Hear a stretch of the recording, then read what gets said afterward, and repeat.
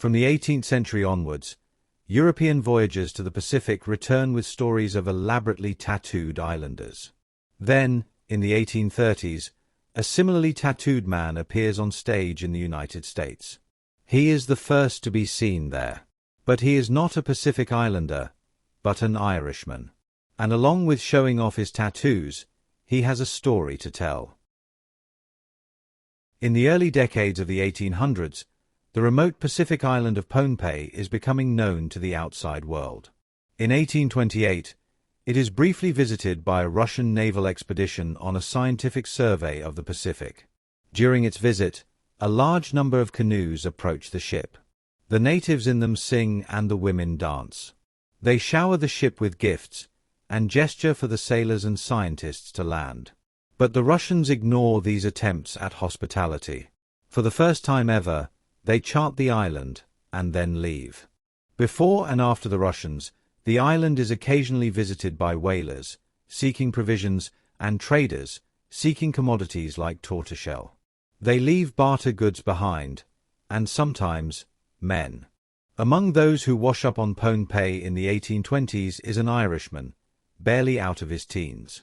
Uncertain of the islanders' intentions, he greets them by dancing a jig, which delights them. He is led to a large building, which he later learns is called a nars. He is treated to a feast, which continues for several days, and his European clothes are replaced by native dress. On the fourth day, a chief arrives, appropriates the Irishman and takes him back to his home. The Irishman believes he has been selected by the island's paramount chief. But he is actually a middle-ranked chief from Nech, one of the island's 5 tribal groups. A week later the Irishman is taken by canoe to a small waterfront hut and left alone.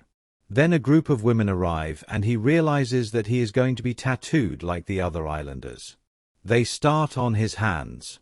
They use an instrument with thorns, pounded by a stick, to drive black ink into his flesh.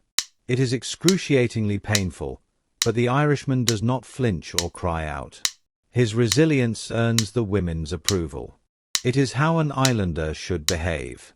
Over the next 8 days his arms, legs and thighs are tattooed. He does not know it yet, but tattooing is regarded as a prerequisite for marriage. He also does not know that he has been spared another marriage prerequisite, the removal of one testicle. Upon his return to the chief's house, a major feast is being organized. Abundant sakau, the Pohnpei name for what in other Pacific islands is called kava, is prepared. The roots are pounded on stones, which ring like bells. The juice is squeezed out and presented in a coconut cup in a strict order of precedence. After 3 days of feasting, he learns the meaning of the celebrations.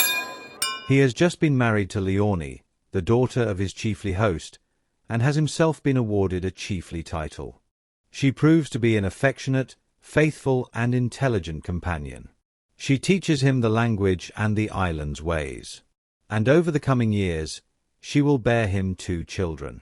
But after a year of being confined to Nech, he starts to grow restless. He wants to see more of the island, but his father-in-law forbids this. He tells the Irishman that the other tribes are cannibals and he will be eaten if he strays. This is a ruse. So out of boredom, the Irishman starts to engage in risky behavior. He secretly catches and eats some freshwater eels, which he knows are sacred to the islanders. He argues with his wife and in anger smashes some beads he has given her as a wedding gift. The chief is so angry at this insult, he resolves to kill the Irishman, but Leonie intervenes. One day he takes a canoe and tries to escape, but is caught and returned. Another year passes and he grows more determined to explore the island, no matter what the cost. So he leaves Nech and paddles west towards the prominent rock, which marks the northern tip of the neighboring tribe's territory. He greets those he meets by dancing a jig. He receives friendly treatment there, as he does at all subsequent stops. Over several weeks, he continues his journey down the island's west and south coasts, and then turns north. What he finds there astonishes him. It is the ancient megalithic complex of Nan Mardol. It consists of 92 man-made islands, separated by canals. The islands contain monumental structures, built from basalt columns, stacked like logs.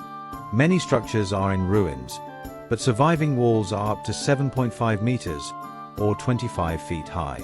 The largest contains a massive tomb. The Irishman spends several days exploring the complex. He then points his canoe north and heads back to Netch. On his return, his wife rejoices, and his father-in-law, rather than being angry at his defiance, pronounces him brave for venturing among strangers. He soon has the chance to put this bravery to the test. The neighboring tribe has declared war, and the Irishman agrees to fight. The war is a single battle, fought with slings, stingray barb-tipped spears and clubs. The Irishman is uninjured, but several are killed on both sides, and then a feast is held and peace is declared. Not long after, in what turns out to be November 1833, an American trading schooner appears off Pohnpei. It is the first ship the Irishman has seen since arriving. He paddles out and asks to be taken off the island, and the captain's log notes the event, though not the Irishman's name. Despite his several years on the island, his acceptance into its society, his affection for his wife and the 2 children he has had with her, the Irishman sails away. By 1835, he reaches New York. The following year, a book telling his story is published in Boston. In it, he says his name is James O'Connell, that he was born in Dublin in 1808 and is the son of circus folk. He claims that he came to Australia on a convict ship in 1819, but as an 11-year-old cabin boy, not a convict, and stayed there 6 years. He says that he then signed on as a crew member on a whaling ship. After the ship sank, he ended up stranded on the island of Pohnpei for 5 years. His story contains too much accurate information to be fiction. However, many verifiable facts are incorrect, and some details, including his name, are likely fabricated to conceal his true past and identity. Most likely, he is an escaped convict from the penal colony of New South Wales.